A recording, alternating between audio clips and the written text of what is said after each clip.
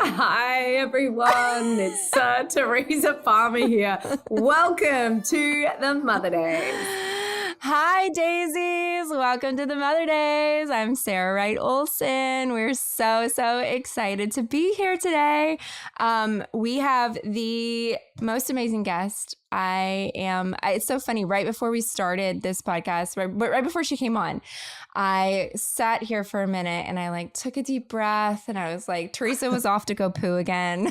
Every time I get nervous, I have to go poo. Yeah. She's like, You're so lucky that your body releases instead of holds. And I literally go to the bathroom 8 times a day.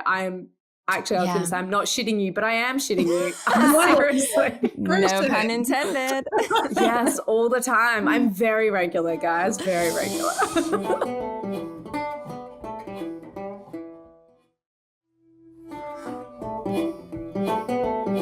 So Teresa was off and I did a little breath because I was like, I need to do a breath before this one because I've been watching and following along with this guest for quite some time. And this is Lacy Phillips, everyone. Lacy is a global manifestation expert and speaker. She is the founder of To Be Magnetic. To Be Magnetic is this destination for neural manifestation alongside of neuroscience and psychology. Your psychology advisor, Tara Swart, right? Is that who Doctor. It is? Yeah. Okay, Dr. Tara Swart. Yeah. And I'm so excited to talk about all of these amazing things. We've talked about manifestation on this podcast before, and I'm such a newbie to all of it and trying so hard. I'm always writing Teresa, am I doing this right? Is this okay? Follow whatever Teresa's doing. She has it all figured out with the family. I know. Oh my gosh. Teresa's, I'm like, can you write this in your book for me? It's something about your book. I've totally started doing that, by the way. Oh my gosh. It's so awesome. So, Lacy, we're so excited to have you here. And you have this amazing podcast called The Expanded Podcast. You guys have to check it out if you don't already. I've been listening to some of the episodes and it's just so fascinating. I want to go all the way back to the beginning because there's just so many things that I think I need to learn before I get to some of the stuff some of the work that you're into now where I'm like, wait, what does that mean? I need a To Be Magnetic dictionary so that I can go in and read what does that word stand for and how do I do that? So thank you, Lacy, for being here today. Thank you so much for having me. It's just such a joy. I'm on the other side of the spectrum where I'm like, you guys, we're thinking about another kid. I know you have a podcast episode on this. I'm like, how do I move from 1 to 2? I'm like dragging my feet big time. So we can get into manifestation, but I'm over here being like, what do I do? Oh, we can talk about that too. No? Don't worry. Yes. But I have to joke because it's really cute when I was first starting out with manifestation and it wasn't as big as it is now. It happened really fast, but people where would I see this? It would maybe be in the Facebook group back then. They'd be like, is this a cult? There are so many of them. They made up their own words.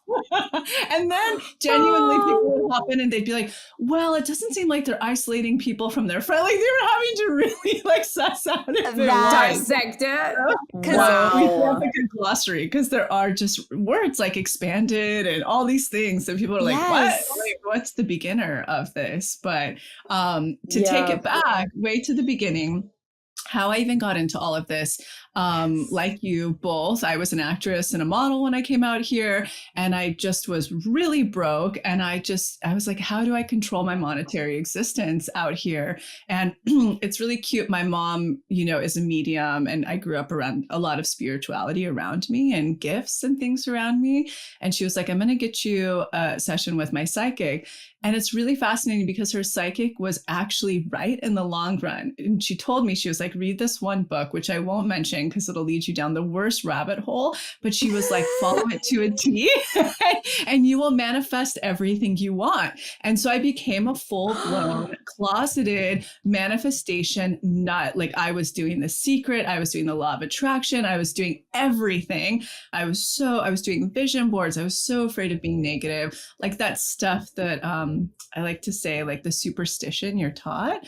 And it wasn't until I was around 25 that I started to tune in. And I was like, wait, I have gifts. You know, my mom, her gifts were very obvious. Like she can speak to dead people. Like that's a pretty obvious one. Wow. And she's clairvoyant, like all that. But I'm claircognizant, which is really hard to nail down, I think, until you're later in life if you haven't been supported, which means you just know things. And it's really hard to learn to trust that. And so to make this a really long, short story, I started to listen to them. And basically, I realized my own way of manifestation had nothing to do with thinking positive or staying in the vortex or vision boarding. Every time I would manifest something great, it was when I actually stepped into my self-worth and my confidence. And the universe would reward me with that. And so I started to go, oh, okay, I'm going to throw out everything I've ever learned. And I'm just going to listen to my gifts and the universe step by step and really rework these times that I've manifested these really big, great things. What did I do? What happened? And that led into what is our formula today, which actually didn't have a lot to do with think positive or visualize. And, you know, a lot of people are like, pretend to be what you want to be. It had everything to do with, honestly, just simple psychology, like our subconscious mind, what imprinted from the age of 0 to 7, whatever's looping on low self-worth. That's not what I'm manifesting. I'm literally like pushing that away, saying, I don't deserve this. It's not safe. I don't want it. And when I shifted that, I would start to manifest. So that's how like I stumbled into what is today, which we can get into deeper. And it really— What an amazing perspective. I love this so much. This feels very aligned for me. I'm like, wow, I might dip my toe into this area.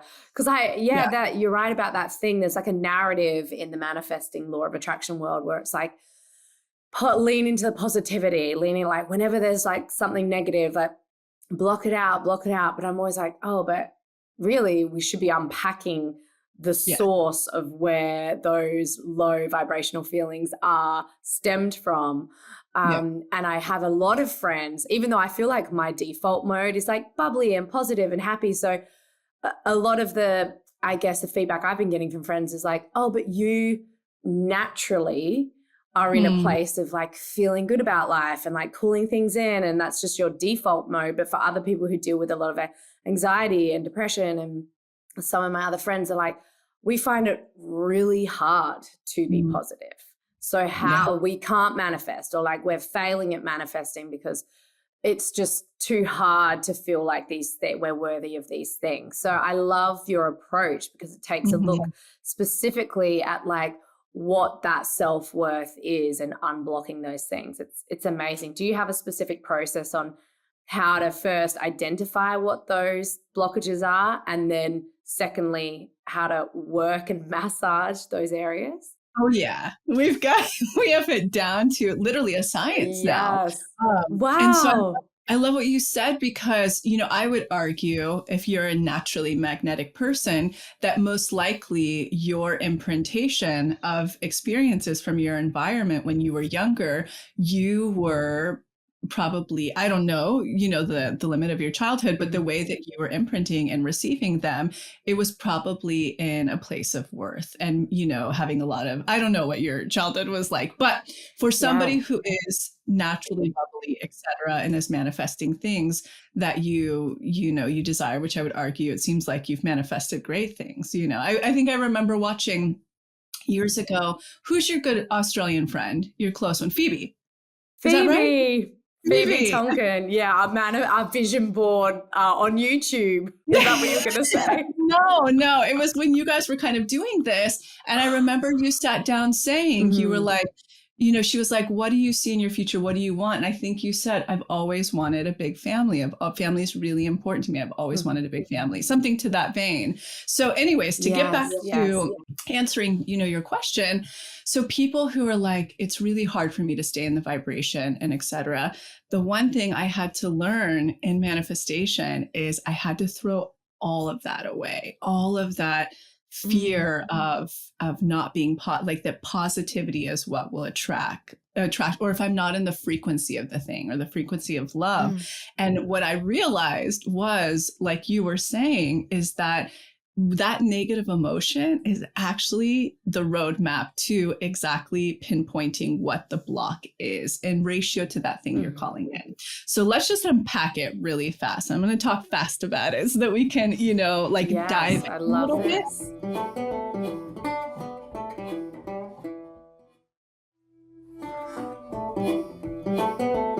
So basically, here are the 3 fundamental things I learned when I really started to figure this out. Number 1, we don't manifest from our thoughts. We manifest from our subconscious imprintation, like I was talking about. So anywhere from 0 to 7, whether it was familial, media, maybe it was in school, maybe it was peers, wherever you had pain, shame, or programming imprinted, and it's still looping, like just very simple psychology, neuroscience, it's still looping. So let's take your calling in partnership, for instance, and you witnessed the family dynamic or caretaker dynamic when you were growing up was one that was just not good. Or maybe I've had this experience with clients, like they would say my parents' relationship was amazing, but say that the mother who they identified with the same sex was like a stay-at-home mom, and that this particular person really wants this big career. So even the simplicity of that experience, your childhood subconscious could go, wait, but that feels like jail, like relationships, super primitive. Me as a young age, I don't want to be a stay-at-home mom like my mom was. And in fact, that feels really confining. So somebody who's not attracting in a partnership, but is in this experience, let's say, would have no understanding at all, like that's what's going on in their subconscious. They'd be like, my parents had a great relationship. I want one. Why am I not getting that? Because in theory, it's still looping in their childhood subconscious reality. They're literally going, stay back relationship, because if I have you, I'm going to be confined and, I won't be my true, authentic, full self. So number 1, we don't manifest from our thoughts. It's totally our subconscious. So we can all throw away, in my thought and opinion, we can all throw away the notion that I have to think positive, be in frequency. Because naturally, when we shift the subconscious, you will naturally begin emitting that, because you will unlock that old trauma, essentially. And we'll get into how we do that, because we've totally narrowed it down to a perfect science that works so well. Wow. Yeah, it's like really, I'm like obviously a geek about it. So the second thing that's so important is a lot of manifestation rhetoric would be like visualize until you can feel it, smell it, taste it, till it's real.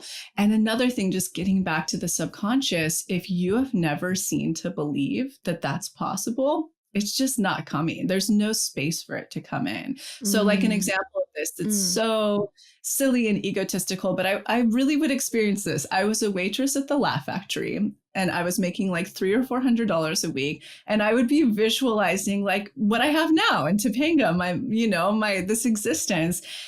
The gap between that was so extensive. And I literally didn't have friends that like they were living that life. So, and also my background, I didn't come from that. So my subconscious brain didn't even see to believe or know the steps of how that could possibly happen. So if somebody's sitting there and you're like, I've been visualizing, it's not coming, it's because your subconscious has no concept of how that's going to come. And that's where the term expander came from.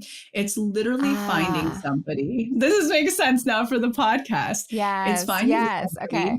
who was where you were, or where you're at now, that you super identify with, that is where you want to be. And you can find fragments of these. It doesn't have to be the full shebang. And they have what you want. And it's really showing your subconscious how it's possible. Like, oh, from that to this is how they did that. And when you have this aha moment, you're like, oh, wait, they did that. I can do that too.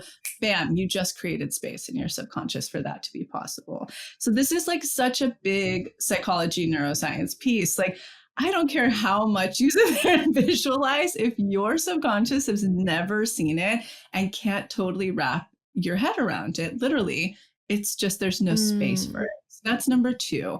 And then the third thing is I love this. I know. I'm like, is aligned action. And so this is the piece where a lot of people, they surrender to allow their manifestation to come. Like, I know what I want. I'm clear. I'm going to let it go.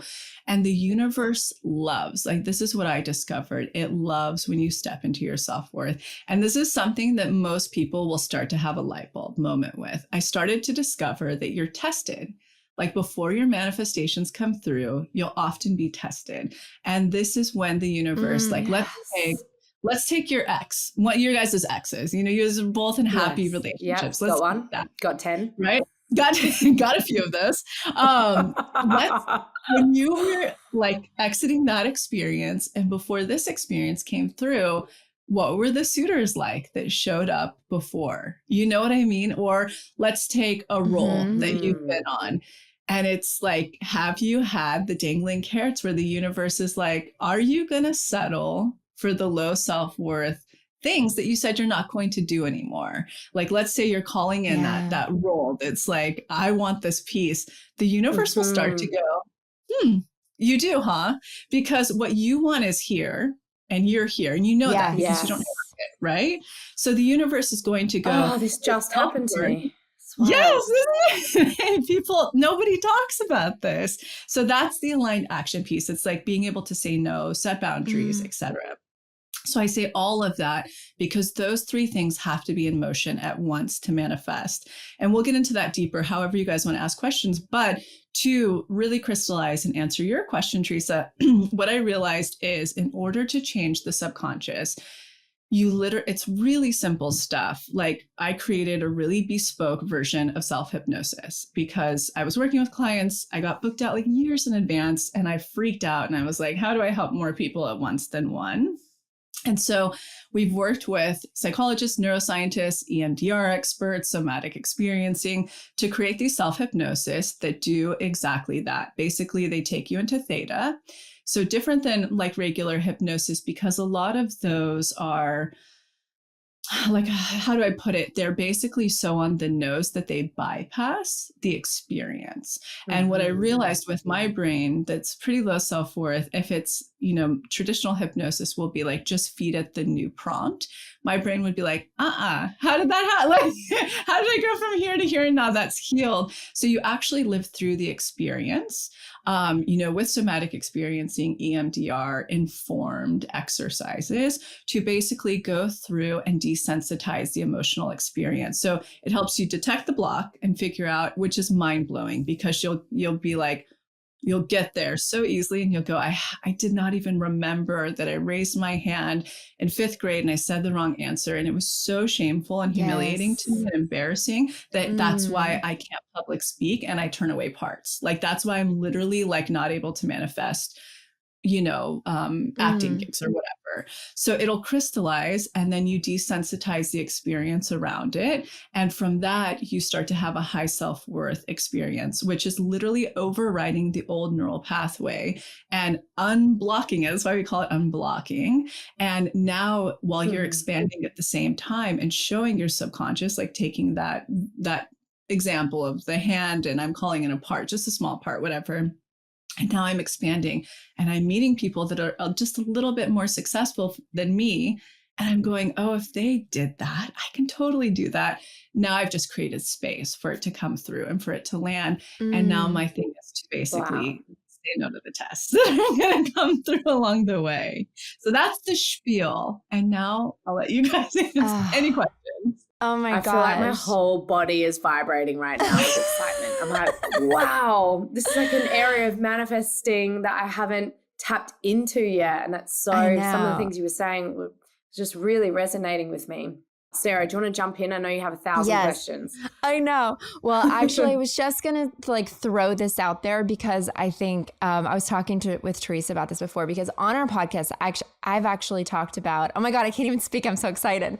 I'm going to start like shaking. On our podcast before, I've talked about what I think I've discovered as one of my blocks in life, which is that, you know, I have this thing that I've now figured out. My mom was like the breadwinner of the family. And my dad was a pastor, so he gave his life over to sort of like service. My mom worked herself to the bone, like she was, you know, providing for all of us. So it's always been really hard for me to not be the one making money. I need to make the money, you know? And so like, I want to be a breadwinner. And like, I just have that drive in my brain where I'm like, I need to work. And now over the last like year, I would say probably 6 months, I've had to start going, wait, I've been tying my self-worth, which my husband helped me so much with this, because he's always been like, you don't have to do this, you know, you don't have to take this job to make this money. Like you can do anything that you want. And so I've tied my self-worth to making money. So no matter how many amazing projects or things that I'm able to create and bring to life, like if the thing that I'm like making money on, for some reason, like the number in the bank account is what I've tied my self-worth to. And so, and over the last couple of years, that since COVID and having a baby, that number has dwindled. And so have been trying to find my way back to like, how do I make that number grow? How do I make the number grow? This is just breaking it down as simple as possible, right? It's not so black and white. Yes. But then once I discovered that he was right, I was tying my self-worth to that number, and that I was actually at the root of it, just trying to like do projects to make money, and that it wasn't about like, what am I aligned with? What's my passion? Like, what is it that I'm really wanting to put out into the world? What stories do I want to tell? And that was an aha moment for me, where then I go, okay, I'm going to let go. And so now I'm in a very big learning phase of like things that I'm being tested with. And Teresa knows that, like things have now come my way, and it's been tests of me going, no, actually, no, it's not that. That's not it. Yes, this is something that looks right to me. Maybe all the stars don't align, but it looks right to me. Okay, I've said yes to this. It hasn't happened yet. And then these things are coming through. I haven't understood any of the reason why or how, but the universe has given me these like carrots and downloads, which I've talked about, you know, when I said like, for years I wanted to write a children's book. And then one day I said, you know what, I have an idea. And then the download came. I wrote the whole thing in like no time. Like I'm talking about minutes, like 10 minutes. And it was there. And then I was like, okay, I'm going to take the steps to do this. And then was able to like, you know, have the book come out. So it's interesting. So now that I've told you this story, you, I'm sure as a person, you understand where this is going, where I don't understand where this is going or what to do with it. Does that make sense? I love it. I'm giving you the information. It makes so much sense because it's such a clear example of manifestation in motion. I love the book. We read it all the time. It's so special. I'm so glad that that's where you chose to put your energy. But this, okay, so thank you. The first way I want to start to answer this is, so getting into the more spiritual, philosophical realm of manifestation, what I learned is the universe's only, what I believe, the universe's only intention for all of us is to get us back into our whole, worthy, authentic selves, meaning how we were born before we experienced any pain, shame, programming the human experience. And so all we're doing essentially is taking a look at that onion layer, those that we call it shadow or masks, like everything we built up to be safe, you know, and loved. And so the universe, because of how society is and all the things that have contributed to why all of us have an onion that we need to peel, that's why the universe is just dancing with you all the time to try to get you back into that place. And so One exercise I had to create for myself early on before, and then we obviously it's in the work. It's called the authentic code. And I think this is really important to talk about in ratio to what you're saying. So the authentic code essentially are these 4 pillars that really determine our authenticity. So in To Be Magnetic, the words you will hear the most always in the work is self-worth and authenticity, because those are the 2 most magnetic states. People think it's love, frequency, positivity, but it's really those 2 things. And at the end of the day, if we were to give those a frequency, those probably are love and positivity. But I think as a society, we understand more concretely self-worth and authenticity. And a lot of us are very far from those 2 places. And so essentially the authentic code, it's like a series of questions and then one of what we call a deep imagining, that's self-hypnosis. And you do that and you get to the bottom of it and you go, oh, these are my 4 things that determine everything about what lights me up and who I am. And I'll give you an example. Mine, number 1 is family experiences and memories. Number 2 is design, lights me up so much. 3 is I love finance and investing. I'm such a Capricorn geek. I love it. I can't learn enough about it. That too. Same. You do? It's so yeah, I love it. Whereas other people, it's not their thing at all. And number 4 is self-care. So what we teach you in it, we're anything out of those 4 pillars, you need to detox and delegate. Not everybody can do that right away, right? There are different steps in that process. But what I love about it is it starts to show you who you are truly authentically, because what it gives you is a filtration system like you're talking about for somebody who's not even tapped into that and is still, basically living out childhood imprintation. You took on at an age when you were young, you're I have to be the breadwinner. That means security. That means my family will be safe and good and cohesive, and my partner is in service, right? But is that truthful to your authenticity? Probably not. That's what you're discovering. That's not your story. That was maybe your family's survival. I don't know if that was your mom's dream. Maybe not, So you're literally just having this breakdown. And I wanted to talk about the authentic code because number 1, finding that out just grounds and roots us. To number 2, where you're at, you're literally starting the unblocking, unraveling process where the universe is finally, we've been waiting for this. For Sarah to get back into her whole, authentic, worthy self. And so what that means is everything in your reality is a mirror. We know that spiritually, everything, everyone is your teacher. No one is your enemy. The universe is only surrounding you with your mirrors, because all it's trying to do is to reflect back Sarah, in order to really get into your whole worthy, authentic self, your truest expression of your dreams and what your soul came onto this planet to do and experience and tell stories. I'm going to have to show you, reflect back to you these experiences for you to A, even figure out who your authentic self is, and then B, unlock the programming that's still looping, you just so self-awarely figured out. Letting that go, unblocking it from a subconscious standpoint. Because right now you're still in the conscious mind. You're I'm aware of this. Right. I get it.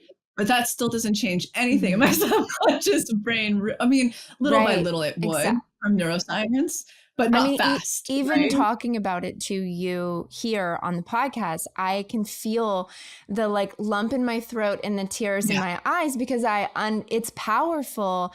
And so talking about it, it's it's still right there on the surface where I'm realizing it's a big deal. I can feel it's a big deal.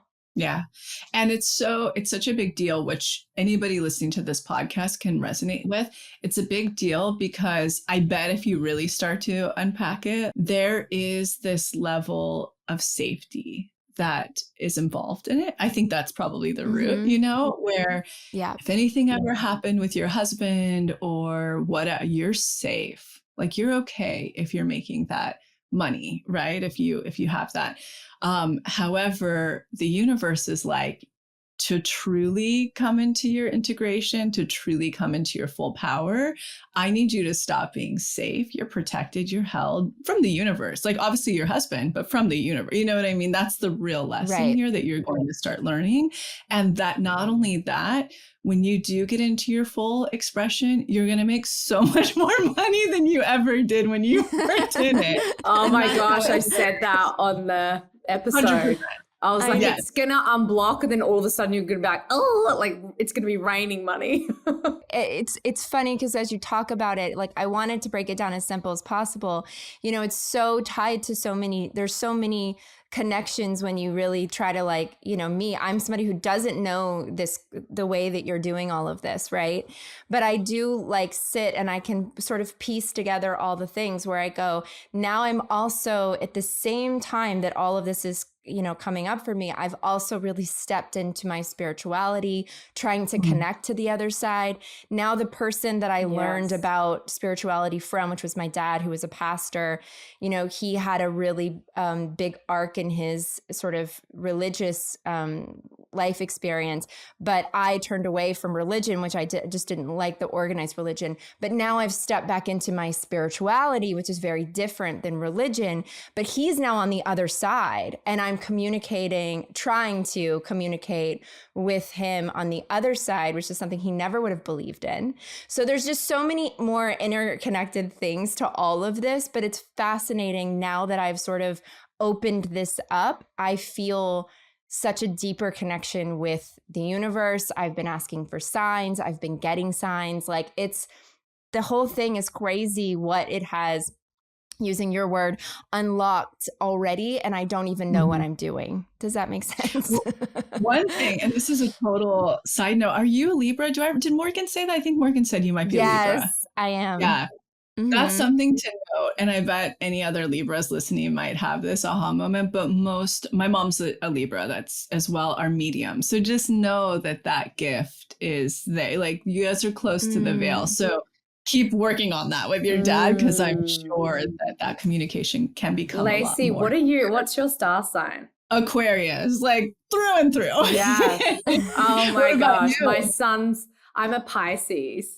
Okay, great. That's the mama, like the mama who has all the babies, and it's the creative, like makes total sense. Oh my God. I love that. Oh, so for you, those kind of beliefs all go hand in hand, like star signs. And there's so much of it that I wanted to ask you about this as well. Like, I guess there's been a part of me that feels like my authentic self is this stuff. I lean into it so heavily. I love it. It lights me up. I just love seeing other people reaching their goals and, you know, making their dreams come true. And I just know it's out there for everyone to experience. But there's been a part of me that has wanted to not talk about it so much out of fear of being judged. And, you know, one of my big traumas is growing up and feeling like what I had to say wasn't worthy, as opposed to, you know, when I was younger, one of my things was like, oh, I was celebrated for my appearance as a teenager, but less for intellect.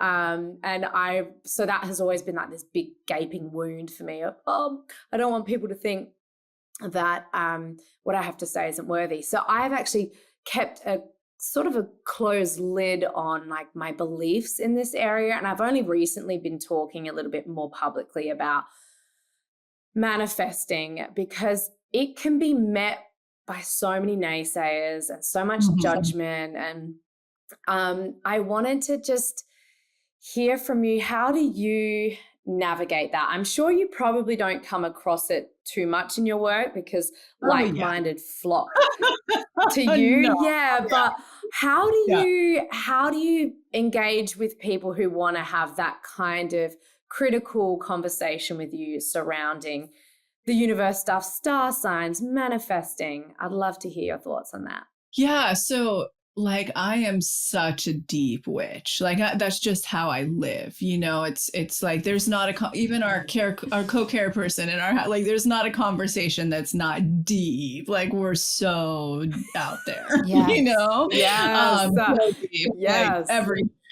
So the thing for me that I realized, it's been such an evolution, because when I first started, it was just like, hey, this is what I figured out. If anybody's curious, I had a blog, a holistic blog, and I'm like, if anyone's curious, this is what I'm teaching. And this was in December. I launched by January. I was booked out a year in advance, which it goes to show when people are in their dharma, like they're finally doing the thing they've been afraid to do. The universe, that's like creates so much magnetism walking through fear, and which is essentially what you're talking about. Like desensitizing that wound and walking through fear of people who are going to be like, I don't believe it, or this is, you know, whatever. So long story short, like the way that I've navigated it through so many years, I mean, this is my 8th year now of being in this, is I wanted to bridge everybody, because to me, all that matters is that everyone's manifesting. That's all I care about. Like, I don't, at the end of the day, I'm like, I want everybody to feel that this, right, to identify. And so a really great way that we did it is we brought in a neuroscientist and a psychologist. You know, even though we're so woo-woo and it's so, you know, it's so spiritual, I was like, you know, I want the other half to also feel safe in this work. So let's do that. And that was our solution. And then for myself, like I had to do my own to be magnetic work, to essentially do shadow work, is what we're talking about, where it's, oh my gosh, if I put myself out there, you know, like see into me, intimacy. And once I got to a place where I was like, I kind of don't care anymore. And it was a journey. Like, I don't care anymore who doesn't buy it or believe it. We have tens of thousands of testimonies at this point. Like, it took us getting there to be like, if now isn't the moment that this resonates, at some moment it will, maybe, you know? And so it's like, that was my way of doing it. And I think everybody has their own journey, but at the end of the day, I think we're all really coming back to that. We're all curious about getting back to that. It lives inside of all of us from centuries before religion didn't even exist, you know, when we were all a form of paganism. Like it lives in all of us. And I think the people who are really afraid of it, it's because they haven't had access to it that feels safe. That, you know, some of it has been made for centuries, like witches. This is bad. Like, this is bad. It's wrong. It's scary. And I think when we can talk about it in a way that's palatable and it's universal and it's open and it's not scary and there's not a darkness to stuff, I think people go, well, I'm really curious about this because I remember this in my blood and my bones from many lives ago, you know? So that was my way of really facing my shadow, of people being like, and even to put manifestation into the world, because acting was so not my thing. It wasn't. And my mom was an actress and a model. And so my wound was I was trying to play that out to get her to love me more. You know, it's very subconscious. Everything I have now is what I desired in acting. And the thought of me, I'm like such a projector, tired person, to be like you on a 16-hour set a day, you're nursing your baby. I would die. Like, I don't have the stamina. Oh my God. My producer on my last show kept calling me the infatigable Teresa. And I was like, it made me tired to hear that word. And I was like, I am fatigable. Believe me, I bloody am. And like, actually, I might just have to stop doing so much because I really am so tired. Like, just to answer your question, I think at some point it's going to be so important for you to literally unblock and integrate this, because the people who won't get it will be so much smaller than the people who will benefit from it. And that's what the universe is calling you to do. You know, that's it. Yes, I really feel that way. And I think that's why I'm kind of cracking open and talking about it more. Because when I reflect back on my life from where I came to where I am now, I absolutely manifested every single aspect of my life, of my career. And there's such a movement towards it right now. I wonder what it is.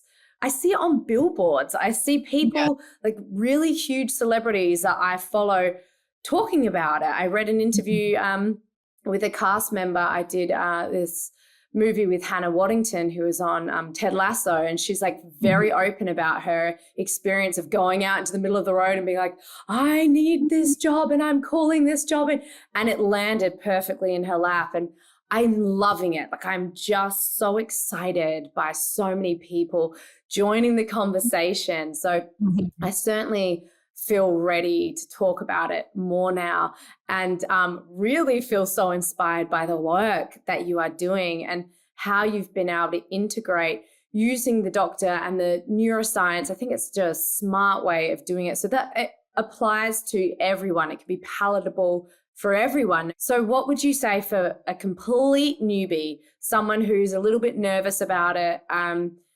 Like, how do you start this journey? Yeah, I feel like so much of our work is for this, when you get in, it gets deeper and deeper, but so much that we do, this one person on my team, Grace, has been with me since she was like an intern as a graphic designer. She was like this closeted intern who had like this massive marketing experience. But the one thing she always says, she's like, I get that, but like, how do we talk to the new person about this who's like expanded? What?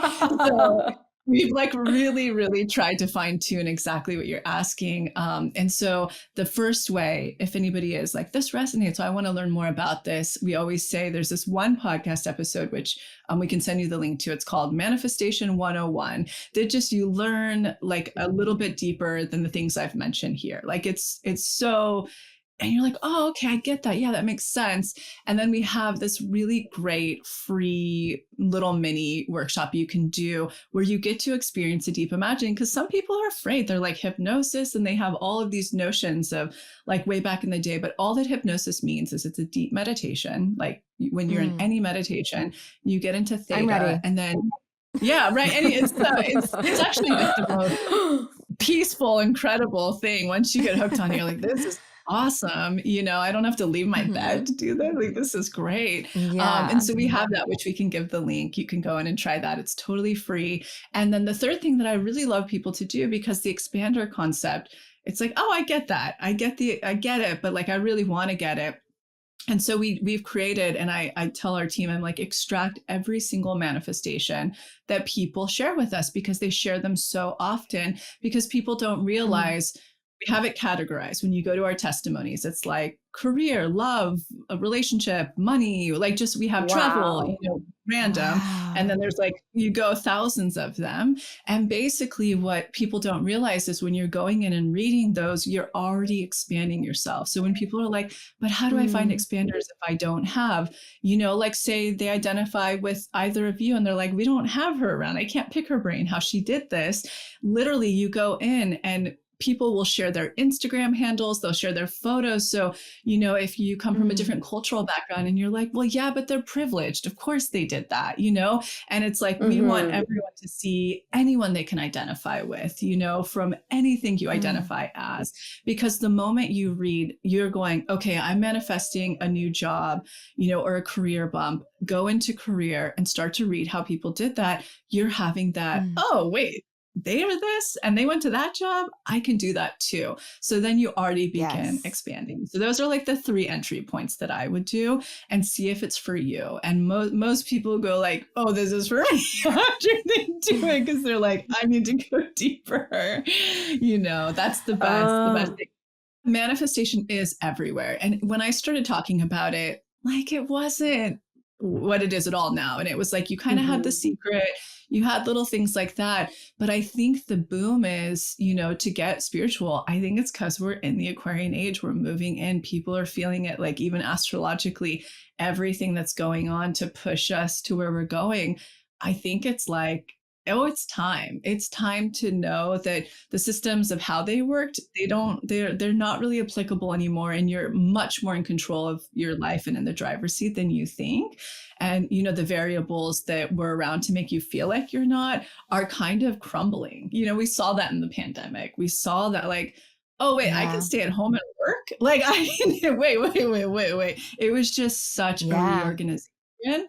And people are like, wait, I have a lot more power than I knew or that I've ever been, like shown that I do. And everybody has powers. Everybody's psychic. Everybody can manifest, whatever age, cultural background, socioeconomic background, anyone. Like, we've had anybody manifest. So I just wanted to say that note too.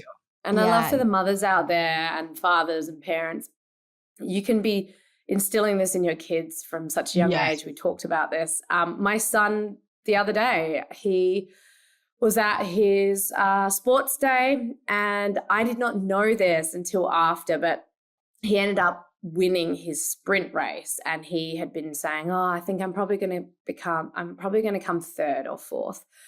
And he was like, but really, I think I can come first. In fact, I am coming first. I'm coming first. It's going to feel so good. And we were just doing it together off to the side.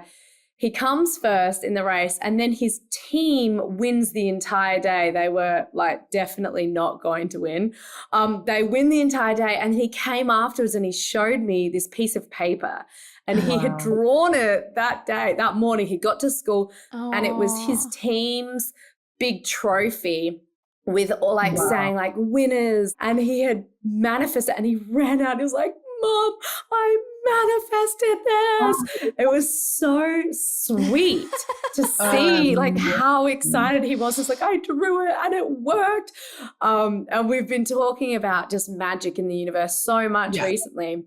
And it's like, that's magic. That is magic. That is real. I was like, that is right. That. So we can talk to our children about these things. And I remember I would always be, my mum would talk, I was very Catholic growing up. My mum would talk to me about saying prayers and Jesus and God. And so for her, I think it was quite scary for me to sort of turn away from that belief system that she instilled in me in such a young age. But I've kind of reframed it in a way with her. I'm like, it's the same sort of thing. Like you've got prayers, you're putting your prayers out to God. Like I just say that it's something different to me. I call it something different, and I'm putting it out there, and I'm wanting to be of service and be a helper. And there are so many things that are aligned with her religion and her beliefs and my spirituality that I think it's been able to destigmatize this spiritual woo-woo thing, which I think initially she was like, oh, that's very new age. That feels confronting. All of those conversations are starting to feel a lot easier now. I'm like, oh, it's just kind of the same thing, the same higher power, which has been a really interesting discovery, I think, for me in particular.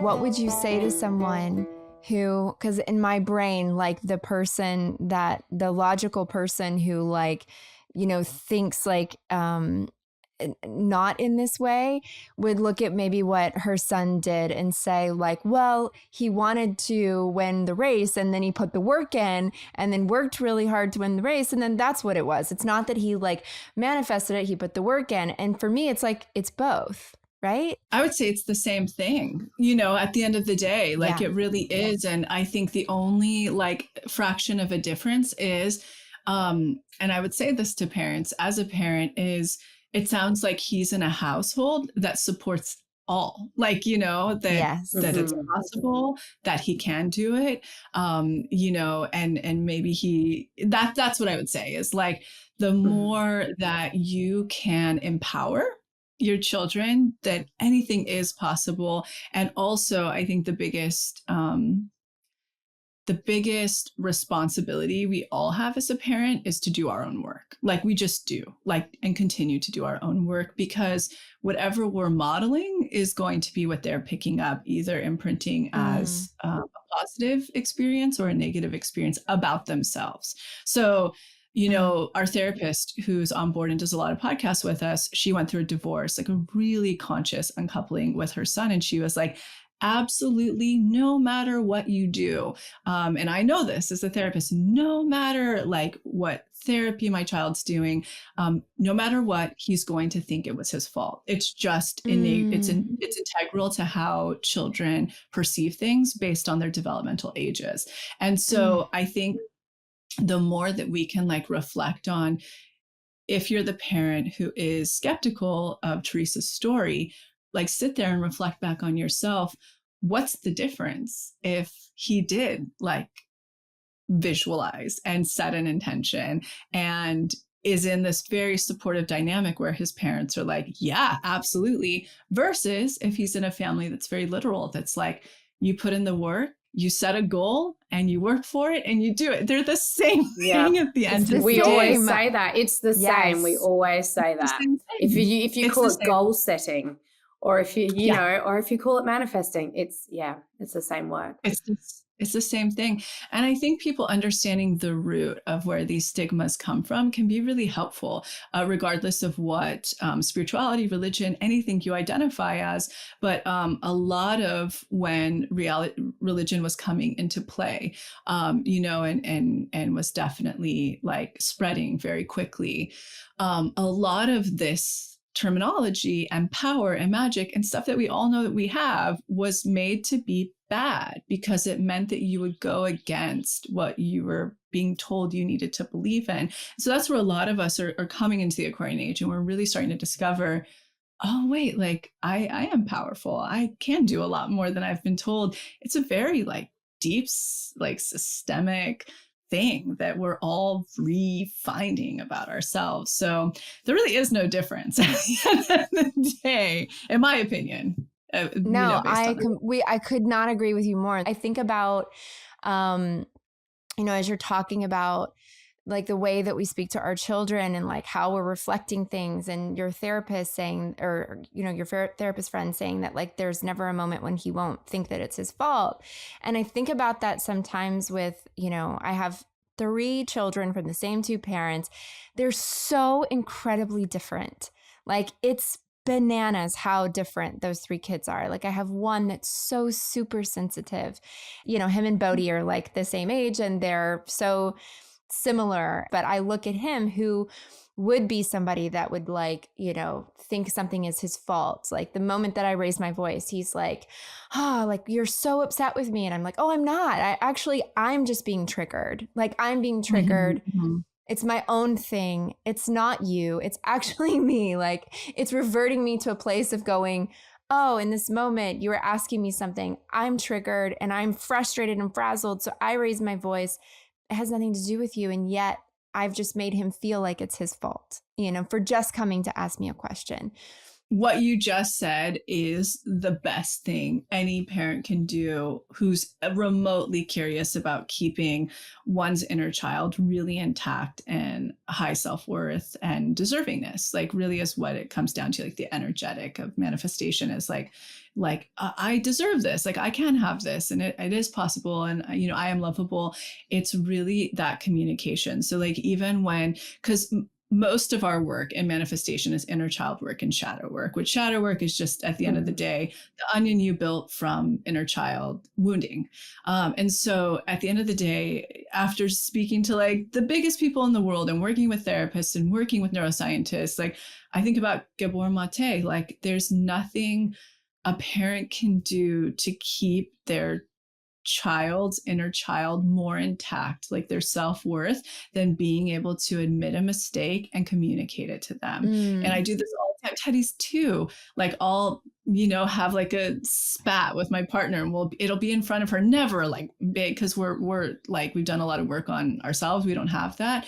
But right after, I'll be like, you know, Mom and Dad, I still talk in third person. She's so young. I know you're not supposed to do that, but she registers it more. And I'm like, right now, like we have this place in Mendocino we're remodeling, and I'm like, Mom and Dad are feeling really frustrated because this one thing we want to do isn't working out. And so, you know, like when you are trying a puzzle piece and you feel so frustrated, that's what we're feeling. And it has nothing to do with you. It's Mama and Dada stuff, you know? And so the more somebody over communicate and really, really, especially with sensitive children that feel everything, everything. And every child is so much more aware and intellectual than we at all give them credit for. That will keep their inner child intact to where they become good manifestors. That's like huge. And I think all of us, if we're just willing to at least be able to admit our faults and apologize and be able to communicate it with our kids, even if we haven't figured out how to stop doing it, like that step is so big, so big.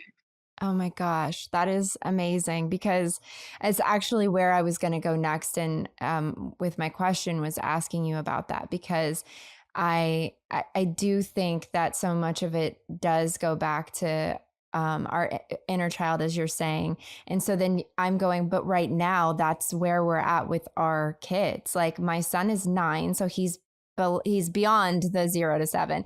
My daughter is 6 and I have a 2-year-old. So I'm going like, thank goodness I have been calling out mistakes and saying, okay, I'm like, that was mommy was, upset and frustrated and I shouldn't have done this. And so next time I'm good. We are very big in our family on talking about pivots that we're going to make and then sticking to those pivots. So it's like, okay, I'm going to pivot. Like, next time I'm going to do this. And so, but I have heard my 2-year-old recently saying, something will happen and she's like, I'm so sorry. The 2-year-old. He's like, I'm so sorry, Riot. I'm so sorry. She goes, next time I'm going to do, whatever this is. And it makes Wyatt giggle. It makes me laugh because it's such a small, like 2-year-old problem, but she's applying like the language that we're using about bigger things to it. And it's so awesome and adorable, and she's learning it so young. But I love hearing you say that, because if we're doing the work on ourselves, then we can also facilitate that to our kids and help our kids in the way that we're already imprinting on them for the work that they're going to do when they're older. And that's something that I don't think I've fully pieced together, but appreciate. Yeah. I mean, at the end of the day, like coming from just a straight up, like neural manifestation perspective, everything we model is going to mostly be their frame of what they manifest when they're older. They're going to be imprinting it, and they're going to go like, oh, like mom and dad's careers were possible and their relationship was possible. But for my own authentic soul, what didn't resonate, I'm going to be pushing that away subconsciously. And what did resonate and feel really good, I'm going to be pulling that in and getting that very easily, and I think a lot of people don't realize that, like your inner child, that's like the one thing, I mean, who has the time, right? But if you have really consciously, you're bringing in kids really consciously. A lot of people, they sometimes don't have the heads up or the know-it-all, and that's not the process. But if there's anything somebody can do, it's doing your own inner child work, because literally anything your child triggers in you, and there's a meaning you're activated for any reason, like upset, angry, snappy, annoyed, frustrated, it means that when you were little, that wasn't allowed or that wasn't good. And it just means you haven't addressed something about yourself in that. And every time that happens is an opportunity too. So like for me, a lot of the unblocking that I do is basically just the mirroring of Teddy to know like, I know better. Like I really know this is my work. Like I know better. And I really want to preserve her authentic, worthy self. So I'm going to take that trigger and I'm going to go look at that and work on that. And then I'm going to communicate it to her, whether in real time or once I've addressed it, And so just if there's one takeaway from that, if you're listening, anything you're triggered by, where you're from, whether they're 9 to 15 to whatever, that you're not able to just have a really calm conversation and exchange about that, is because you're triggered from something in childhood that wasn't okay, that you did, that's being replayed. So every time is an opportunity to go, if this actually isn't about my kid in front of me, let me look at how, when this happened when I was little, that wasn't okay, or it wasn't acceptable, or it wasn't supported. I want to go take a little deeper look at that, whether it's through deep imagining, whether it's through journaling, whatever your process is, because that's how we are going to raise magnetic kids, like kids that are empowered and anything's possible, and that are healthy and happy to the world and to each other and everybody. Oh my God. You are such a breath of fresh air. You really are. I can't wait to sign up for your membership so people can join your membership. Tell us a little bit about that. Tell us how to do that. I know it's called The Pathway. Tell us how to sign up. How can our listeners be a part of this? Like, where is the cult juice? I'm in. Yeah. Glossary. So basically just those avenues before, like, check out if that resonates. And then on the site, anywhere you can absolutely sign up, the podcast, and there are different ways. Like, we definitely have different entry points where, basically the journey is when you do sign up there, it's a video workshop where it's called literally How to Manifest. This is the workshop, because it's the step-by-step process of neural manifestation of what we created. So like, you do that, and then you go into straight up inner child work, you go into shadow work, because it's at the base of everything in your subconscious. And literally anything you're not manifesting in your life right now is because there's something down there that's looping, that's saying, I'm not lovable, I'm not good enough for this, I can't, that you desire. So you're just going to start working on that right away. And then there are other workshop offshoots from there. But what we do have at the end of that is the daily practice. And so what that is it's literally our entire roster of deep imaginings that, or that self-hypnosis process that people do to start unblocking all of that and literally rewriting your subconscious through neuroplasticity. It's so fun. There's such a big community. I think that's the piece that people love the most is, in the community group on the app, there are thousands of people to connect with and meet up with and go through this work with, and it just becomes really cool to watch that and the movement. And then honestly, it's gonna be my next hour. You watch. I'm gonna download it. I'm gonna be in the community. I'm gonna be so active. Oh my God, I know. But by the way, when Teresa's into something, it's so full on. I'm deep. Like, I know. I do everything in the sauna up until like I'm sweating too much and my brain isn't functioning anymore. So like now I'm gonna need a little bit more time. Okay, you guys, find tobemagnetic.com. You can find the expanded podcast, Lacy Phillips. To Be Magnetic is on Instagram as well. And thank you guys so much for listening. Lacy, thank you so much for being here today. This was absolutely amazing. We could talk to you for hours and hours. I'm like, I need to sit down and go through all of this shit with you. I'm just so appreciative. I'm sending this podcast to my mom because my mom is like, she's like, you have no idea what's been happening lately. She's just been like stepping into so many pieces of light in herself, and she's going to love this. So thank you so much. Dazeys, you can find us on Apple Podcasts, Spotify, or wherever you listen to podcasts. We love you. Bye, guys. Thank you.